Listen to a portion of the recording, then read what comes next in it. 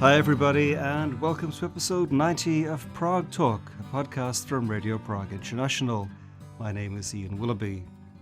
This time out my guest is Emil Viklický, the top Czech jazz pianist and composer. Emil has led his own groups as well as working with some major domestic and international names in the genre. These include Emma Olmerova, Iva Bytová, Bill Frisell, Miroslav Vitoš and many, many more. Originally a MAVS graduate, Emil is known for his connection to folk music and has also worked in the modern classical field and composed operas and film and TV scores. And I spoke to Emil Viklický, who has just turned 75, for this edition of Prague Talk.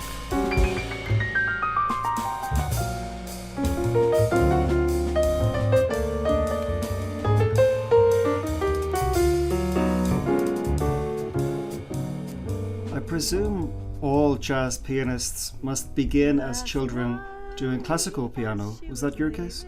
In a way, yeah, because there was a piano at home, the grand piano sitting at home, you know. So I was banging it. How old were you when you actually made some music? Well, it's hard to say about music. You just make noises, you know. That's what you make noises. But I was probably some kind of musical talent, and so I was going for piano lessons from age. Because I went to school and I wasn't yet 6, so because I'm in November, right? And so I was nearly 6, so I went to school, but I wasn't very diligent, to tell the truth. Because, you know, you have to play these ethics and that's boring, like with any instrument. But then, my father has a student, his name was Jiří Pravda. So he said, Emil, whatever you play in music school, it's kind of, you know, it's one possibility, but it's kind of boring. How about... I was 10, he was 20. How about, you know, play these chords, no notes, chords, and I will play alto saxophone, and you will accompany me. I said, wow, it's interesting. So this is how I got hooked. When did you actually start considering yourself a jazz musician or even become a jazz fan? I was just a kid who had that family background where your uncle is, communists sent him for prison for no reason. I was feeling certain freedom in the jazz, you know, when I was listening, there was a Voice of America. And when you listen, let's say, Ella Fitzgerald and, I don't know, Frankie Sinatra doing these classical, good old standard tunes, intuitively I was guessing that whatever the pianist is playing behind, it's kind of freedom, you know, that's not really written, and I don't know how I knew it, but I just felt it, and I felt love in it, and this is what I was trying, you know. But it's not really jazz, man. It was just I like the music, I like the freedom about it, you know. After some successes in jazz already, in the second half of the 1970s, you went to the Berklee College of Music in Boston. How was that experience, especially coming from, I guess, deep normalization in Czechoslovakia? Oh yeah, that was something, to tell the truth.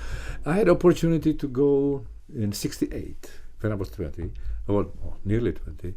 I went to Vienna, because it was possible to go, right? Just before the Russians came. So I've seen concert of Oscar Peterson in Vienna Kulturhaus with Ray Brown and Bobby Darham on the trio, and I was like totally overwhelmed. And then, so I had a certain experience how the West looks, you know.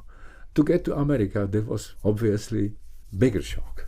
You know? So I remember when I arrived in Berklee, the first thing I did, I just put my things, I went down to the lobby and to E16 room jam session immediately.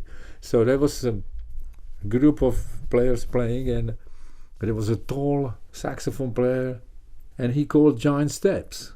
And the guy who was playing piano said, no, it's too. But I was already established guy, you know. I went there. I mean, established. I started to play professionally in Prague in 1972.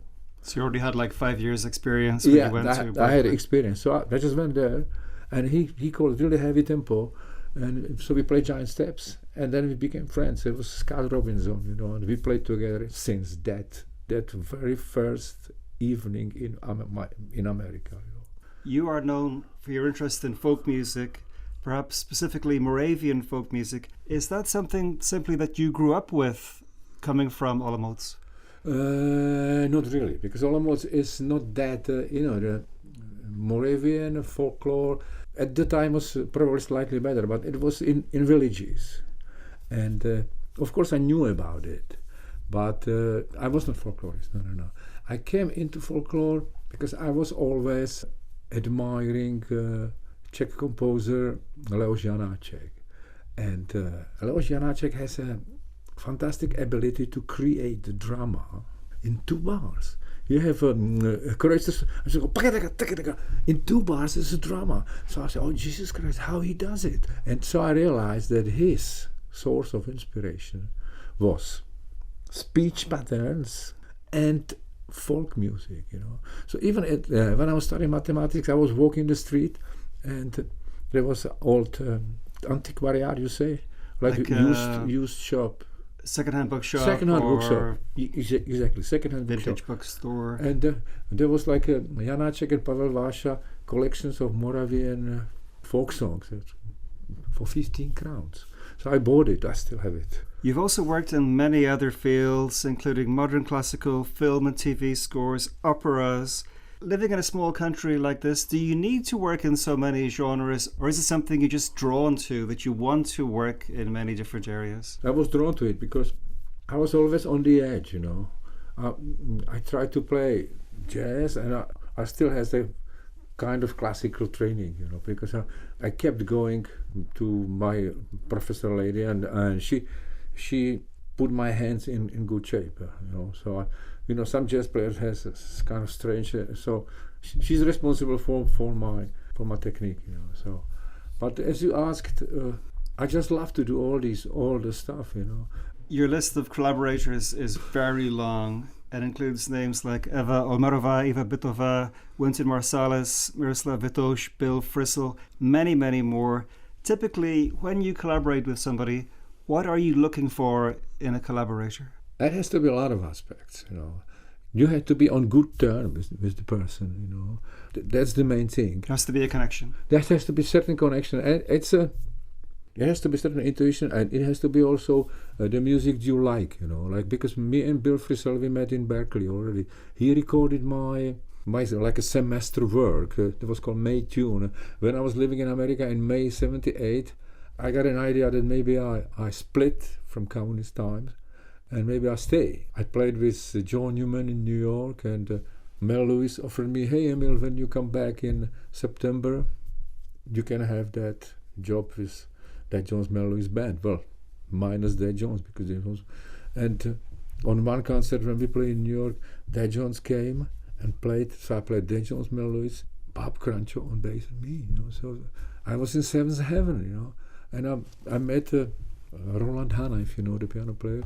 We were in the bathroom. He said, Emil, I always saw you a bass player. I said, why do you think I'm a bass player? He said, because you're hanging on with George Mraz. I said, well, yeah, I do. Well, I said, don't go back. And now it's a lot of dirty words. So just don't go back. I'll keep you busy. So there was a certain period I wanted to stay. It was May. But then I just said, okay, I go to Czech Republic for, let's say, months, August 78. I go back on, 4 years, I didn't go anywhere.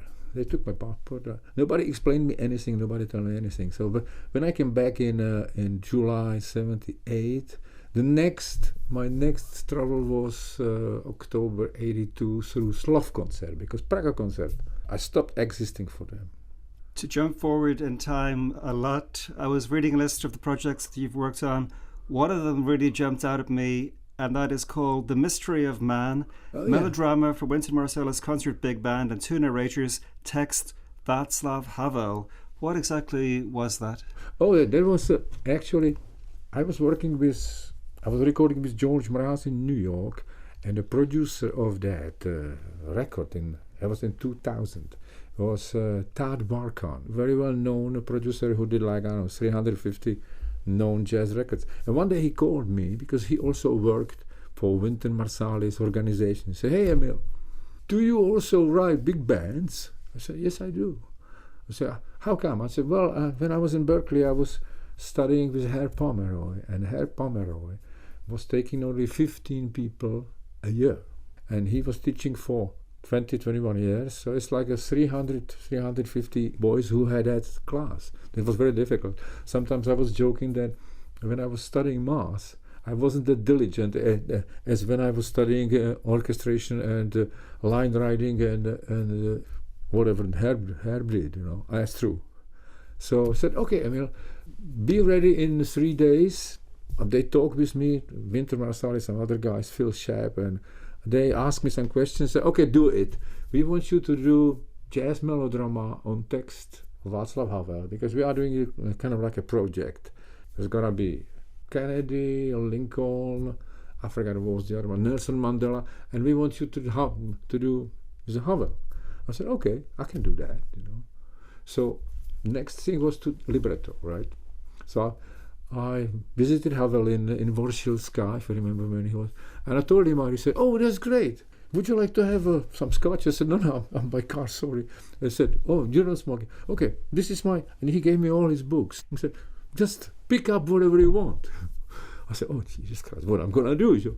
And then he had an excellent idea. I have to say that. He said, Emil, these melodramas, don't use one narrator, use two. And the basic idea, which was, that's why my chart was successful.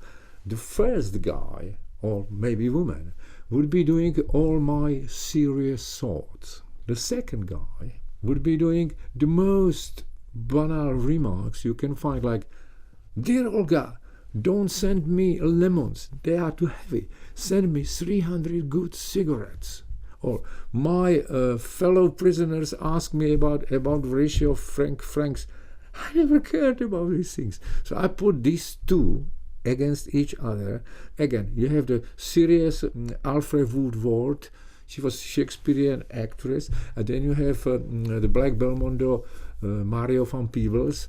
He was the only guy who was in the Lincoln Center. He was in leather jacket, jeans, and he was running on the stage. He said, oh, don't send me lemons, they're too heavy.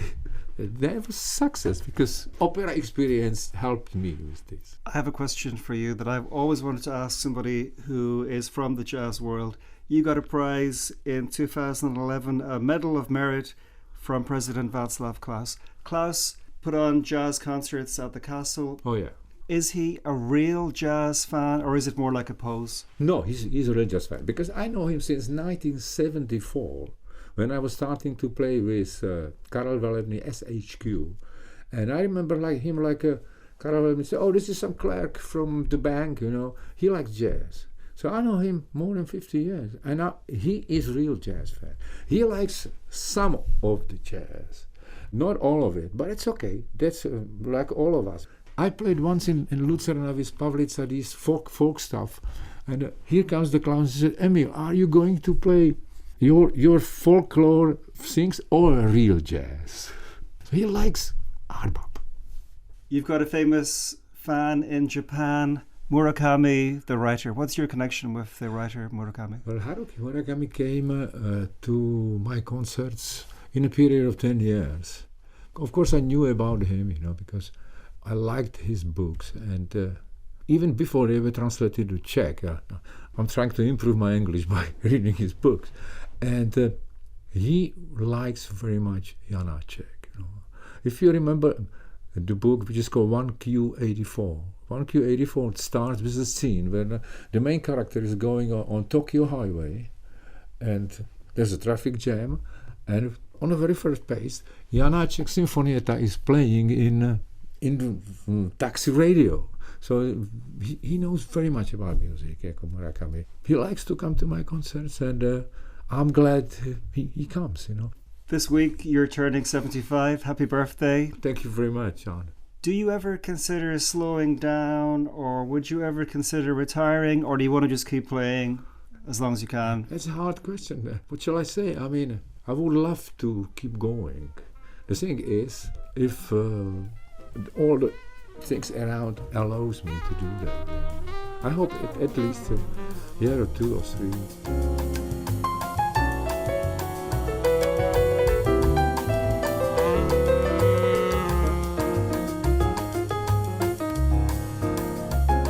Many thanks indeed, and again, happy birthday to Emil Viklický. who I spoke to in November 2023 at Radio Prague International Studios in Prague's Vinohrady. This has been episode 90 of Prague Talk, a podcast from Radio Prague International. So if you're new to us, there are of course dozens and dozens more editions out there for your listening pleasure. Why not check some out and subscribe wherever you get podcasts. But for now, from me, Ian Willoughby, thank you so much indeed for listening to Prague Talk, and talk to you again very soon. I've been fighting too long. Only you can tear down